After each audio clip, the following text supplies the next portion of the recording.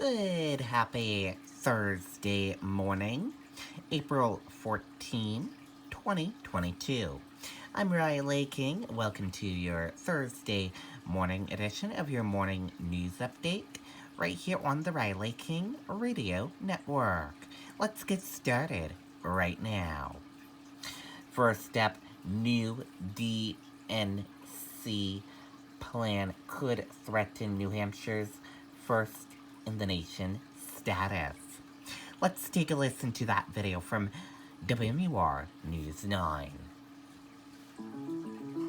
You want an air purifier, but you're no expert, so you kind of need reviews. Oh, Google's got user reviews and expert reviews from tech experts. Tech experts? Sure. Find reviews from people who know what they're talking about. Shop with Google.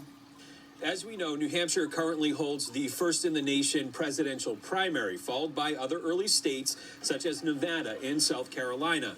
Iowa is host to the first presidential caucus. However, those standings may be in jeopardy because of this new ruling, which was voted on by the DNC Rules Committee today. Under it, states have to apply to hold early nominating contests. The committee will then select up to 5 that will be allowed to vote before Super Tuesday, which is held on the first Tuesday of March. Political analyst and associate professor of politics at St. Anselm College, Chris Calderi, says this is the strongest threat to New Hampshire's first in the nation status in quite some time. This is coming from the party in the White House, which is probably not going to have a competitive primary next time around, assuming President Biden runs for a second term.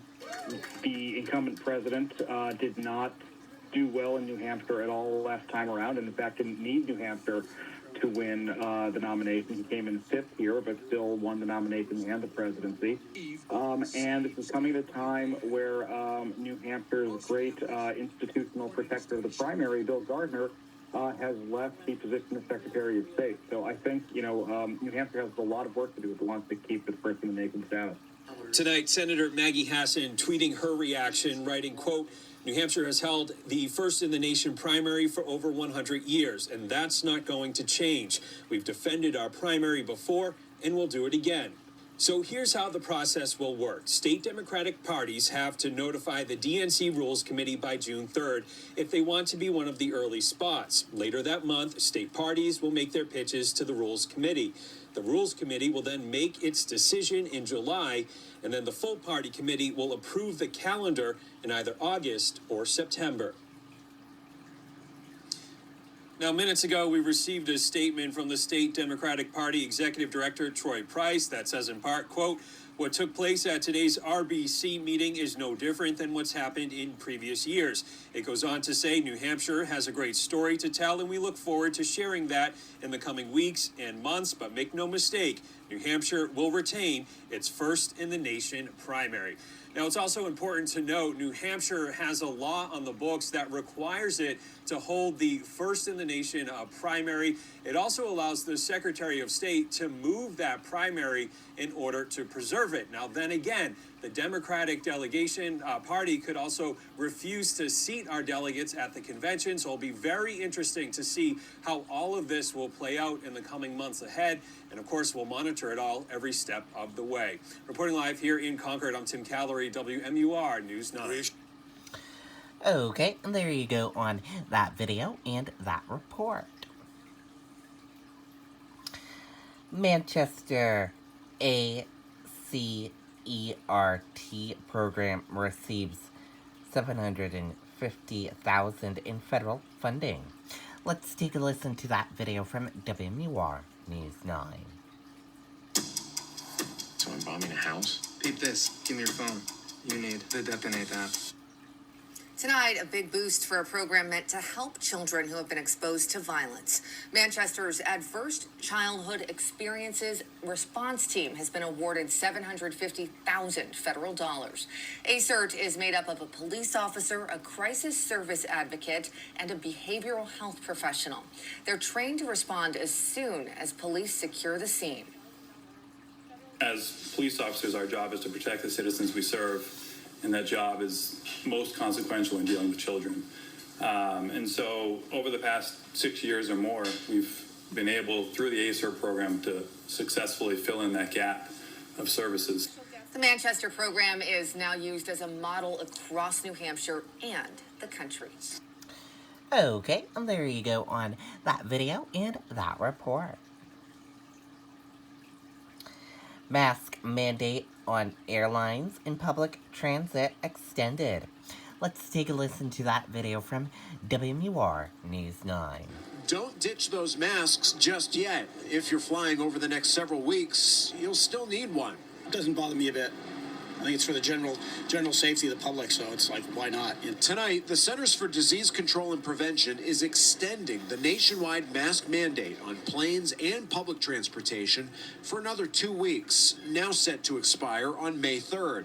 The White House says an uptick in COVID cases from the BA2 Omicron subvariant is causing some concern. So what they're trying to do is give a little bit more time to assess its potential impact, the rise of the cases have on severe disease, including hospitalizations and deaths in the healthcare system. But some travelers don't think the mandate is necessary. At this point, I just think it's silly to keep extending it. I don't see the purpose. With Massachusetts and New Hampshire April vacation weeks around the corner, travel experts say warm destinations are popular. We're seeing, I believe it's Florida, Hawaii, and Mexico. Travel bookings are up over 200% since last year. AAA says road trips, rental cars, and airline tickets are all up right now. There is so much pent-up demand to get out there and do normal things again, be with family and friends and have experiences. Even with these high gas prices, we are anticipating this to be a really busy spring break. And so, if you are traveling, AAA says the advice for you is to plan ahead as much as you can and book as early as possible. Reporting live in Manchester, Mike Cronin, WMUR News 9. Okay, and there you go on that video and that report. House lawmakers changes to provisional ballot bill. Let's take a listen to that video from WMUR News 9. What do you say when candy tastes great and has way less sugar? Yes! A controversial voting bill in Concord is getting an overhaul tonight. The House Election Law Committee slammed down the legislation that would create a provisional ballot in New Hampshire's election system. The original bill would have allowed for potentially thousands of votes to be disqualified after Election Day. Now, a smaller number of ballots will be targeted. So we're just going to target this towards people that are registering on Election Day with no proof of who they are and where they say they live. So these are people showing up that are not registered with literally nothing saying, give me a ballot. We actually have a situation where some overseas citizens might not be able to get their ballots in time to return to their local communities. A concern over military voters remains an issue. Democrats say they cannot support the bill because the review time for provisional ballots could mean those overseas votes don't arrive by Election Day. Okay, and there you go on that video and that report. Activists, lawmakers express outrage at Senator Hassan's border video. Let's take a listen to that video from WMUR News 9. I'm here in Nogales, Arizona, right at the Mexican border. Senator Maggie Hassan's recent trip to the southern border is causing an uproar among progressives in New Hampshire. They're taking offense not just at policy positions, such as asking the Biden administration to hold off on ending the Title 42 rule that allows for rapid deportations, but also this video prominently featuring the border wall, something they say they'd expect from a Trump-supporting Republican, not a Democrat. We try to do the best we can to get the members of our community to support her and vote for her.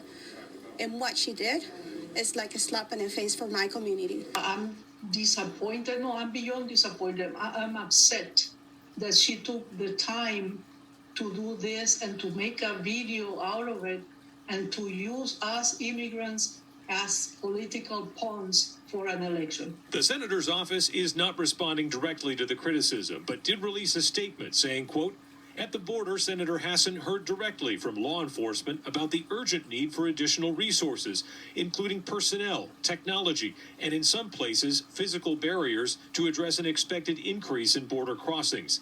As a member of the Homeland Security Committee, Senator Hassan will continue to push the Biden administration not to end Title 42 until it has provided a comprehensive plan to ensure a safe, secure, and humane border.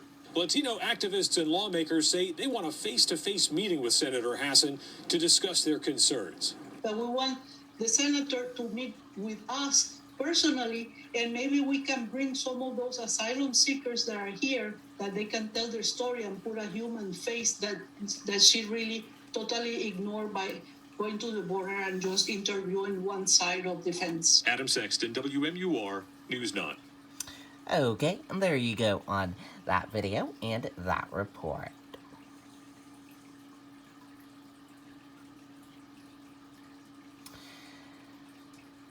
Michigan police release body camera video of fatal officer shooting.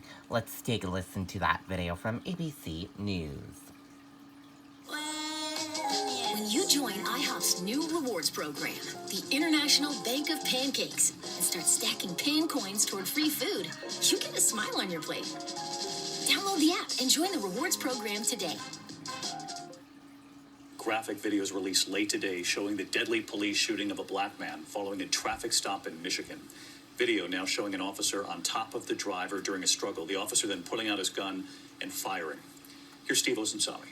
Stay in the car! Stay in the car! Police in Grand Rapids, Michigan, who've been accused of hiding details in this case, say tonight they're sharing all the video they have. No. Stop. Put your hands on your chest. The video from the officer's body camera and dash camera, from a cell phone and from a security camera recording from across the street, all show the moment when the unidentified officer pulls over 26-year-old Patrick Leoya in the morning of April 4th.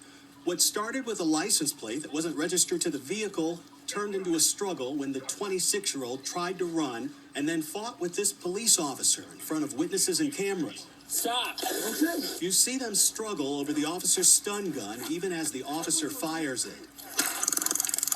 In the last few moments, the officer is on top of the man and then pulls out his gun and fires. The police chief confirmed today that his officer shot the young man in the head and says he's not identifying the officer since he hasn't been charged. There is an entire investigation being conducted by the Michigan State Police, which I do not have access to by design for conflict of interest. The attorney for the victim's family says he was an African immigrant who was confused by the encounter and terrified for his life.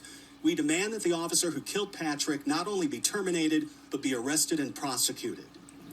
Police say the officer is a 7-year veteran of the Grand Rapids police force. He is on paid leave tonight. Attorneys for the victim's family speak tomorrow. David? Steve Osensami tonight. Thank you, Steve. Hi, everyone. Okay, and there you go on that video and that report. And that does it for the morning news update right here on the Riley King Radio Network. Thank you for tuning in and listening. Have a great Thursday, everyone, and goodbye.